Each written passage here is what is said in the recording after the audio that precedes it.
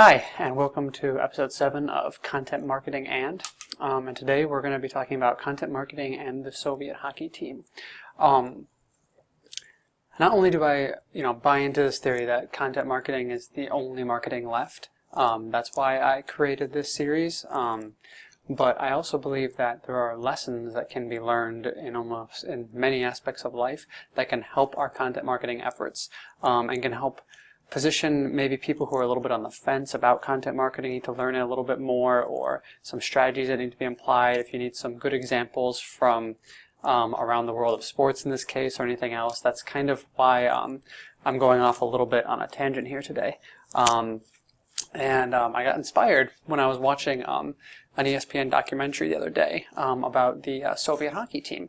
Everyone knows the story of the 1980 U.S. hockey team that beat the Soviets and went on to win the gold medal, considered maybe the greatest upset in sports history. But what doesn't really get talked about enough is just how good the Soviet hockey team really was.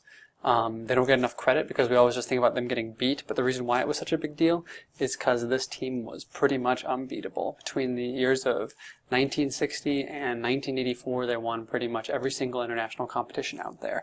Every world championship, every Olympics. Yes, USA won in 1980. Russians went on to win again in 84 and 88. They were unstoppable. But let's go back even further. Before the Soviet hockey team was in world domination, Canada, known for their hockey, was actually the world leaders and won almost every major competition for the 10, 20 years before that. So what's interesting is how the Russians became world dominating in hockey. Are just some interesting stories and some interesting facts that I'm going to try to apply to content marketing here. So essentially what happens is the Soviets weren't even big into hockey. They played another sport that was very similar to almost like soccer. It was played like on a soccer field with a ball and sticks. I think it was called bandy. It was their international sport, but there was no other countries in the world that played it. And the Soviets were all about dominating every sport that they played. So what they did was they turned to ice hockey, which was the closest sport to this bandy. And everyone told them there's no way that you can possibly take down the Canadians. This was their sport. This is their national pastime, still is to this day. They've won every major competition. You have no chance, especially considering you have no presence in ice hockey at this time.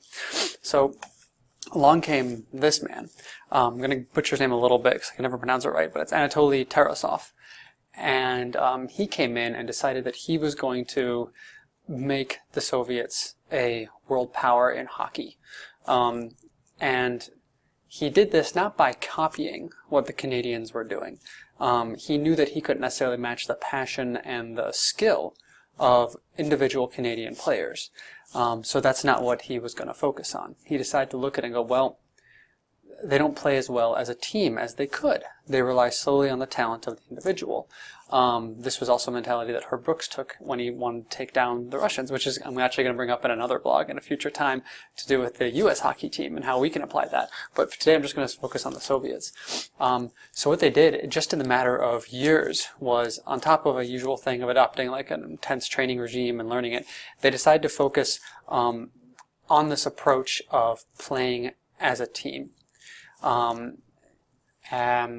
Relying solely on passing. He demanded about 50% more passing than the opponents were doing, relying solely much more on working as a team unit. Those of you who aren't familiar with hockey, there's probably no other sport where the team is more important than the individual. An individual very rarely can bring you above an opponent that is better. You need to work as a team. And Tarasov was even quoted as saying, put one of our guys against the top Canadian, he has no chance of winning. Take our top 2 guys against 2 of their top players, and I think we'll be on an even playing. And if you put 5 of our players against 5 of their top players, they have no chance of beating us because we play as a team and as a unit, much more than the Canadians that rely solely on the individual. So what they were doing was they were actually thinking ahead of the curve. This quote is made famous by Wayne Gretzky, and even if it looks familiar, it's because Steve Jobs actually used it in one of his presentations, which is a good hockey player is where the puck is, a great player plays where the puck is going to be. So you're looking ahead of what's actually going to be new, and that's where you're going to be. That's where you're going to be on top of things. And this actually meant, this mentality, not the exact quote, was actually by Tarasov. That was the mentality they put in his players. Think ahead. Think about where the puck is going to be and make sure that you're there. The Canadians played very much on where the puck is, and he thought, I think I can think ahead of this. I think I can get ahead of them by doing this. And obviously the results spoke for themselves.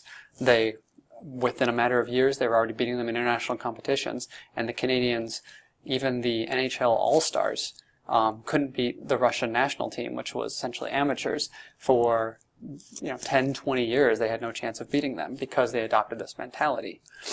So, that's not just a cool story, which it is. I recommend you go check out the documentary at some point. But the whole point is, if you can't beat them, you have to do something different. Okay, you can't just copy exactly what your competitors are doing. You have to do something different, especially if you're talking about being in a saturated market, or in the hockey world in this case, the hockey was being dominated by Canada. And if you tried to just copy what they were doing, the Soviets would have no chance of beating them. They had to try a brand new style in order to beat them. So, an example I always use, which I took from Andrew Davis, who uses it everywhere, he speaks on it very passionately. When Breville came into the market to try and come into the North American market to sell blenders, they knew they couldn't just emulate what, Vitamix or the Ninja blenders were doing, because they had no chance. The brand wasn't well known enough. There was no chance that they could have taken that market. So what they did was, let's take a different approach. And what they took was a content marketing approach. So let's just focus on our audience and create an awesome documentary about a guy who was trying to juice his way back to health. This is something that's going to be of interest to our potential customers.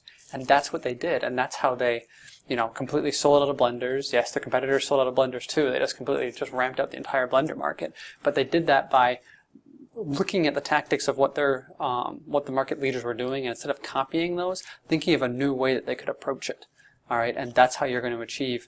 That's how you're going to actually get in there and achieve better results, especially if you think that you can't because certain brands already own the market. That doesn't exist. That's what content marketing gives you the ability to do. And this was actually really brought up an interesting article that Joe Paluzzi actually just completed probably last week, and it was what's the one thing that's killing your content marketing, and that's it's a really good article. It's interesting about him at a workshop and working with people, and what he saw was a constant problem people were having. And just to summarize it a little bit, it was essentially people were just doing the exact same thing. Their content wasn't any different than any of their competitors. They weren't doing anything different. So how are you supposed to stand out if you're not doing anything different? How are you supposed to get into the market if you're not doing anything different? And you'd be amazed how many people are doing this. They send out the same type of newsletter, the same coupons, the same whatever, and nothing changes, and they wonder why they can't break into the market or why the results aren't going up. Okay? So you have to find your unique voice. You have to find a unique way of doing things, and that's what's going to make you stand out. I'm going to end with a Meryl Streep quote because I just want to end with a Meryl Streep quote. What makes you different or weird, that's your strength. So you have to find your unique brand perspective on things that ties into your audience, and that's your strength. That's how you're going to set your market. That's how the Soviets, just in a matter of a couple of years, took down the Canadians as the world power in hockey and stayed that way for 20, 30 plus years. That's the way you're going to be able to succeed in content marketing. You have to first off think, what's your unique brand voice? What's your unique value proposition? And leverage that. And if you do that, not only will you do well as a business, you have the potential to really take a big market share from some big brands that you might have never thought that you could. So thank you for listening. And I will definitely try and get another hockey-related post out there somewhere. But thank you, and I will talk to you again next week.